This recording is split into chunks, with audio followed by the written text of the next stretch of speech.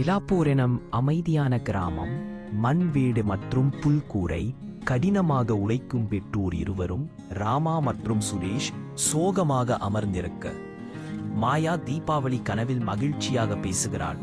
மாலை கதிர் பொன்னொளி, ஊரின் இயற்கை காட்சிகள், உணர்ச்சிமிக்க நிஜத்தன்மை கொண்ட படம். மாயா தீபாவளி கனவில் மகிழ்ச்சியாக பேசுகிறாள். மெதுவாக வீசும் காற்று, கதை புத்தக பாணி கலை, அமைதியான காட்சி. ஆற்றங்கரையில் விளையாடும் இரண்டு சிறுமிகள். மாயா பழைய எளிய உடையில், ரூபாலி வண்ணமயமான பண்டிகை உடையில். இருவரும் சிரித்து நண்பர்களாகும் தருணம். பொன்னொளியுடன் பிரகாசிக்கும் மாலை நேரம். சமூக வேறுபாட்டை மீறும் நட்பின் அர்த்தம். இந்திய கிராமத்தின் பின்னணி. மிகுந்த உற்சாகத்துடன் மாயா தன் தாயிடம் ஓடி வந்து ரூபாலியின் தீபாவளி அழைப்பை கூறுகிறாள். சிறிய குடிசை வீட்டில் மங்களமாக மினுமினிக்கும் தீயா விளக்குகள். தாய் ராமா கலந்த உணர்வுகளுடன் கேட்கிறாள். மெல்லிய வெப்பமான ஒளி, நெகிழ்ச்சியான சூழல்.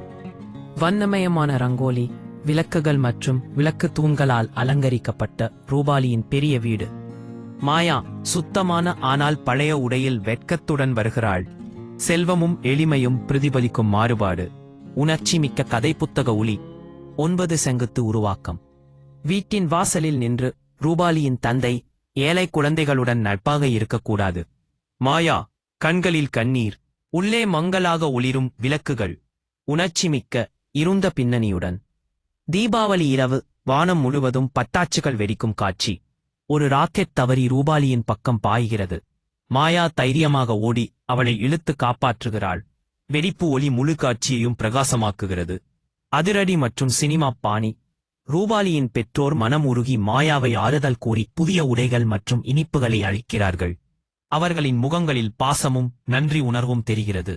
விளக்குகளால் பிரகாசமான சூழல், சமத்துவமும் கருணையும் நிறைந்த தருணம். மாயாவின் சிறிய வீடு. இனிப்புகள், பரிசுகள் மற்றும் தீயா விளக்குகளால் நிறைந்திருக்கிறது. இரு குடும்பங்களும் மகிழ்ச்சியாக ஒன்றாக தீபாவளி கொண்டாடுகிறார்கள். குழந்தைகள் சிரிப்பு, இரவின் மினுமினுக்கும் மெழுகுவர்த்திகள்.